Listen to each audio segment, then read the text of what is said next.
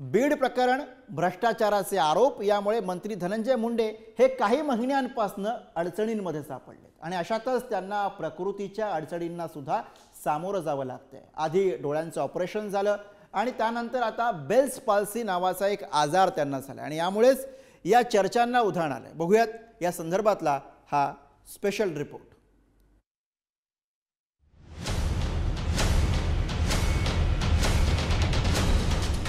आधी आका वाल्मिक कराडला आजार, आता मंत्री धनंजय मुंडेंनाही आजाराची लागण। 2 महिन्यांपासून मंत्री धनंजय मुंडे आरोपांच्या फेऱ्यात अडकलेत। अशातच आता त्यांना प्रकृतीच्या अडचणींनाही सामोरं जावं लागतंय। आधी डोळ्यांचं ऑपरेशन, नंतर आता बेल्स पाल्सी नावाच्या आजारानं ते ग्रस्त आहे। खुद्द धनंजय मुंडे यांनीच या आजाराबाबतची माहिती दिली आहे। माझ्या दोन्ही डोळ्यांवर 15 दिवसांपूर्वी शस्त्रक्रिया करण्यात आली। साधारण 10 दिवस डोळ्यांची काळजी, विशेषतः तीव्र प्रकाश, धूळ आणि उन्हापासून काळजी घेण्याचा सल्ला दिला होता।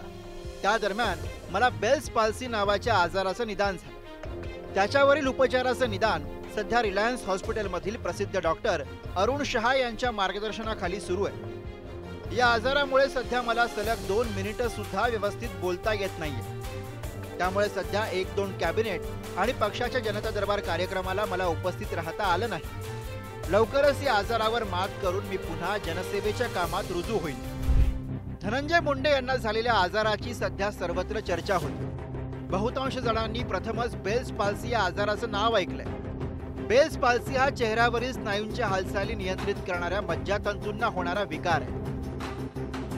चेहऱ्याच्या एका बाजूला अचानक अशक्तपणा, भुवई आणि तोंड टोकाला लोंबणं, तोंडाच्या एका बाजूने लाळ गळणं, एका डोळ्याची पापणी लावण्यात अडचण, चव जाणवण्याची क्षमता कमी होणं, डोकेदुखी, भोवळ आणि कानात आवाज येणं। बेल्स पाल्सी ही समस्या फार काळ राहत नाही, काही आठवड्यात आजार बरा होतो। धनंजय मुंडेंची तब्येत लवकर ठीक होईल, एखादा माणूस आजारी पडतो, परंतु आजारी पडायच्या आधीच 40-50 दिवस त्यांचे सातत्याने आरोप होतात। त्या आरोपाला त्यांनी कधी उत्तर दिलं नाही, त्यामुळे आता तरी त्यांच्या आरोपांना उत्तर देण्याची अपेक्षा आपण का ठेवावी। या सरकारमध्ये ज्याप्रमाणे गेल्या सरकारमध्ये संजय राठोड सारखे मंत्री वादग्रस्त होते, तसे या सरकारमध्ये आहेत, परंतु त्या सरकारनं सगळ्यांचा अभय आहे। कोणी या ठिकाणी त्यांना हे करण्याचा प्रयत्न करत नाहीत, राजीनामा देण्याचा कोण सांगत नाहीत, त्यामध्ये सुधारणा आणण्याचा प्रयत्न करत नाहीत आणि त्यामुळे आता सरकार, माझी तर विरोधी पक्ष विनंती की त्यांनी तुम्ही कोणता राजीनामाच मागू नका। मंत्री धनंजय मुंडेंचा निकटवर्तीय वाल्मिक कराड सध्या कारागृहात आहे। विशेष म्हणजे कारागृहात रवानगी झाल्यानंतर त्यानं आपल्याला स्लीप ॲपनिया नावाचा आजार असल्याचा दावा केला होता।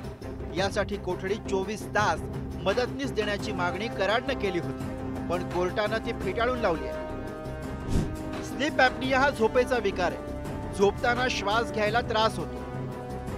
झोपेत असताना रुग्णांचा श्वासोच्छवास वारंवार थांबतो। मेंदू आणि शरीराला पुरेसा ऑक्सिजन मिळत नाही। झोपताना श्वास थांबण्याची प्रक्रिया काही सेकंदांपासून काही मिनिटांपर्यंत टिकू शकते।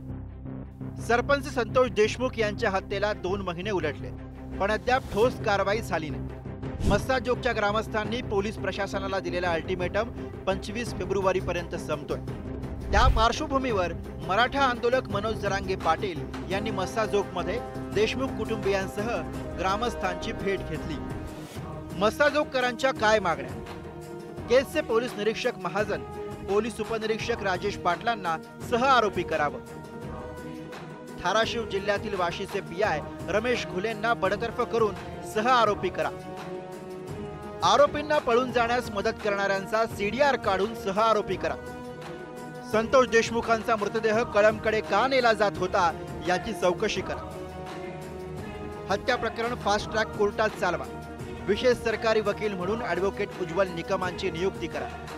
कृष्णा आंधळेला तत्काळ अटक करा। धनंजय देशमुख यांना अतिरिक्त सुरक्षा पुरवा। म्हणजे तो सुद्धा याच्यातच आहे, कारण आम्ही का नाव घेतो त्याचं, त्या धनंजय मुंड्याचं, त्याचं कारण असं आहे, पैसा कमवणे, सत्ता पाहिजे, पद पाहिजे, हे त्यालाच नादी आणि हे त्याचेच लोक आहेत। अहो नुसतं जवळून हिंडलं तरी आमच्यासारख्याला चौकशाला नाही देत, नुसतं जवळ हिंडलं तरी। आणि मग आता हे त्याचे लोक आहेत, हेच म्हणलेत 5 वर्ष त्यांनी ते पालकमंत्री पद त्याला विकलं होतं, मग आता त्याचेच लोक आहेत, ते कसं कसं आरोपी होऊ शकत नाही? मग मंत्री म्हणून होत नाही काय? आरोपी व्हायलाच पाहिजे ना देव. पवनचक्की कंपनी खंडणी प्रकरणातील आरोपी वाल्मिक कराड स्लीप ॲपनियानं ग्रस्त आहे.